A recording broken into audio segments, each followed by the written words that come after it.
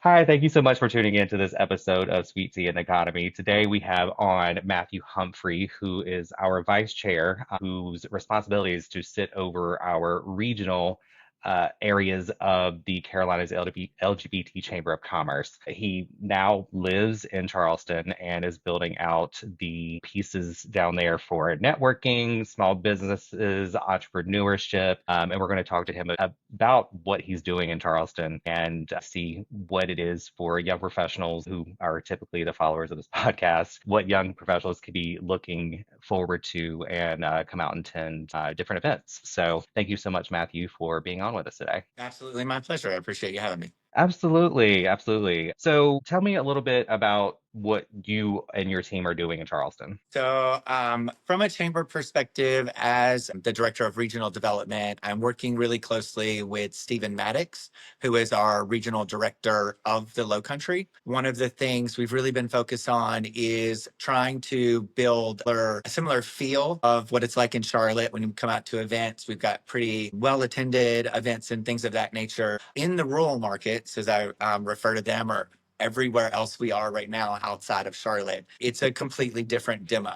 So we are working to build out those programs and working with some of the local nonprofits and local queer businesses to making sure we figure out how they need and want to be supported, and then building programming out around those pieces. Okay, fantastic. And like I said in the intro, a lot of this is geared towards young professionals who you were saying different demographic as far as the regions. But what is in it for young professionals as far as either networking opportunities, being able to skill up? What's available for them? Sure. Right now we are putting together, in conjunction with a local brewery called High Score, for an event coming up in, we're going to say late June. I'm at this moment. That will be a more of a networking type piece. We do have some co-sponsored events coming up with We Are Family and with their adult prom. That's a really, really big opportunity, especially for those of us that did not attend prom, to get out and kind of get a feel for that, coming up in June, as well as Jessica Wilde and Bruno from RuPaul's Drag Race will be at Gay Bingo coming up on June 13th as well. So lots of really fun events that will feed not only that professional side, but give opportunity to find connections within the community that you probably didn't know were available to you. Okay.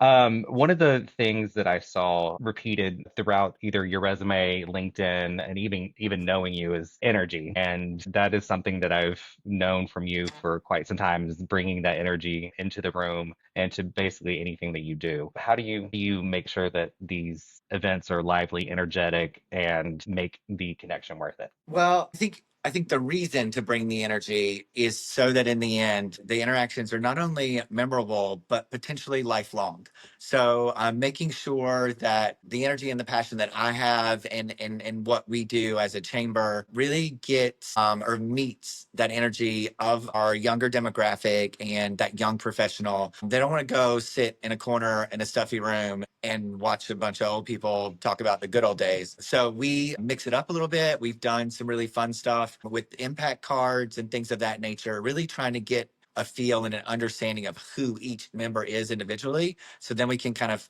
play matchmaker a little bit, which is always really fun and kind of lights up the room some. So energy is one of the most important things that you can bring to the table. It's an expression of your passion. So we want to make sure we at every point are having people out and experiencing from a really good standpoint. I mean, again, nobody wants to go to a networking event and hang out in the corner and watch 12, 13 other people hang out in the corner, because we don't get anything from that. So anything that I can do to mix things up and get people talking, I'm all about it. I love that. So I'm not in Charleston. I go there for vacation. You are more in touch with the business happenings down there. What is the market like down there for a small business owner or a professional? So I think what's really great is with Charleston, I refer to Charleston as Charleston Metro. Probably doesn't, not loved by a lot of local Charlestons or Charlestonians, I guess. But Charleston is so much bigger than just what is considered that really,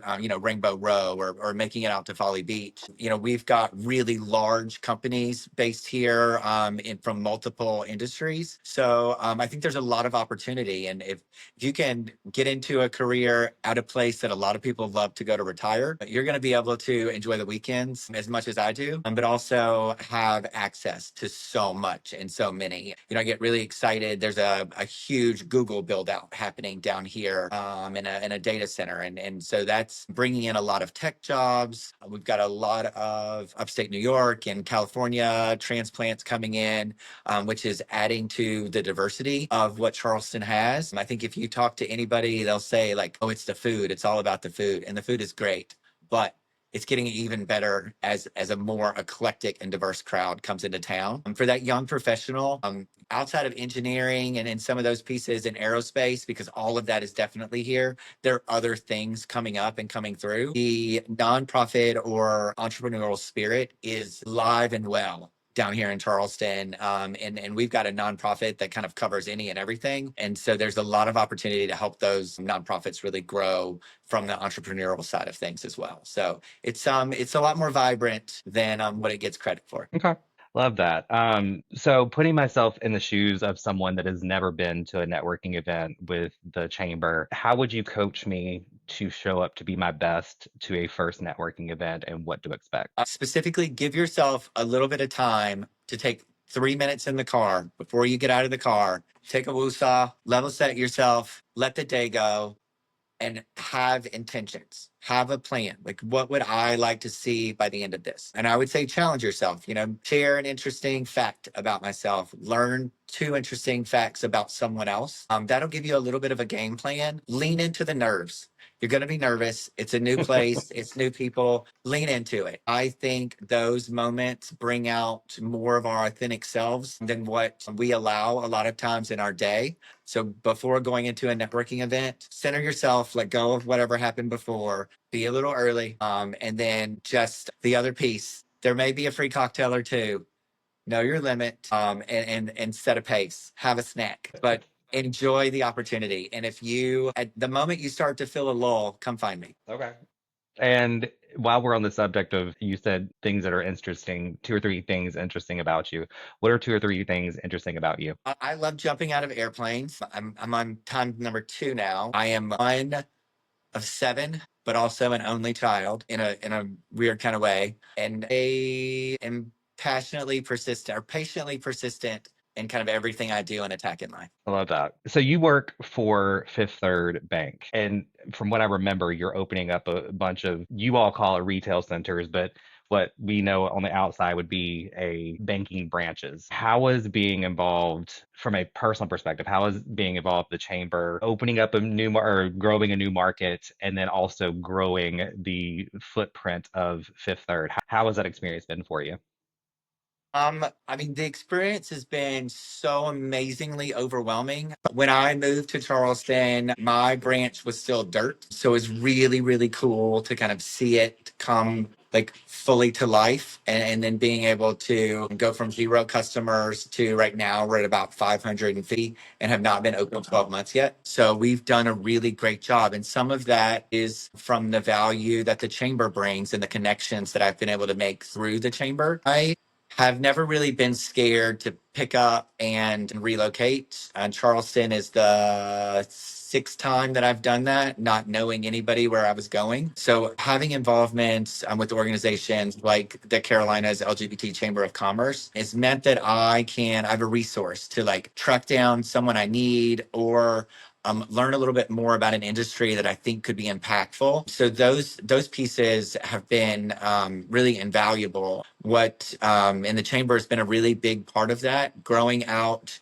in this new market, being I was our 3rd opening down here within a 12-month period. So we went from 0 presence to 3, and by the end of this year, we will be at 9. And that growth is really, I've been able to utilize some really great relationships via the chamber, even with that little bit of a distance, and really bringing more of that Charlotte feel into the low country because I've got incredibly high standards kind of across the base. And then I refuse to not win on multiple levels. It does not mean that I have not failed. I have failed really hard multiple times and dug some concrete out of my face. But that's part of the journey and the experience of it. We got to lean into those pieces. When you find your niche and you find your tribe, really earn the right to pick up the phone and say, "Hey, I met you at a chamber event 3 months ago. We didn't get a lot of time to talk. You got 20 minutes for me." And I've yet to have someone tell me no.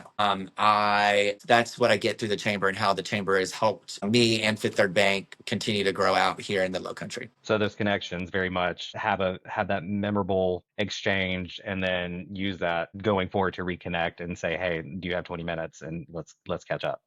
Absolutely. Also, I'm discovering recently that I am apparently, according to what can be found, the only out and publicly listed banker in South Carolina as far as the NGLCC is concerned, which is Really? not.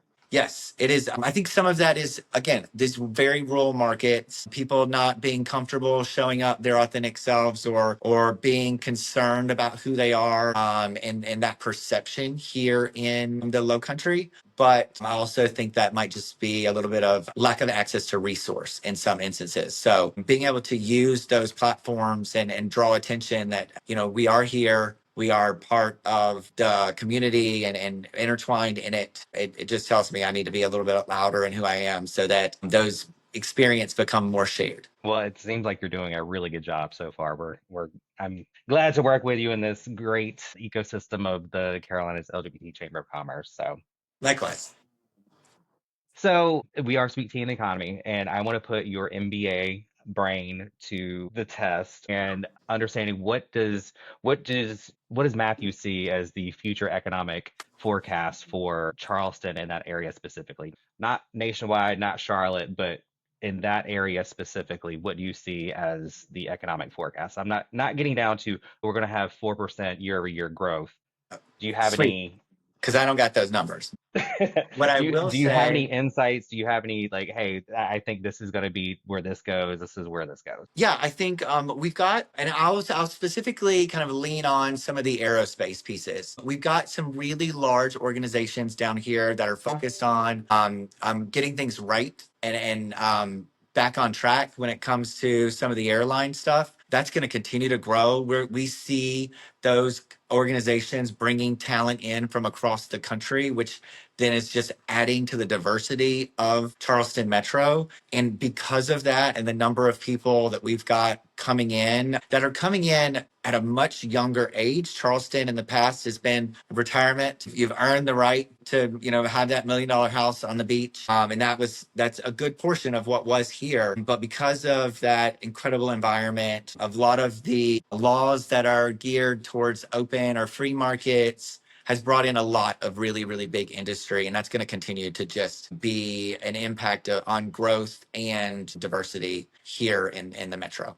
So I'm Okay. I'm I'm stoked. I'm excited. Okay. Fabulous. And on to some marketing things. How do people find you, or where do you prefer to be found online or connect before getting people, obviously, to an in-person event? So shameless plug. You can always go to CLG. Dear Lord, I messed up. This is Yes. clgbtcc.org, and we'll put it in Or the description.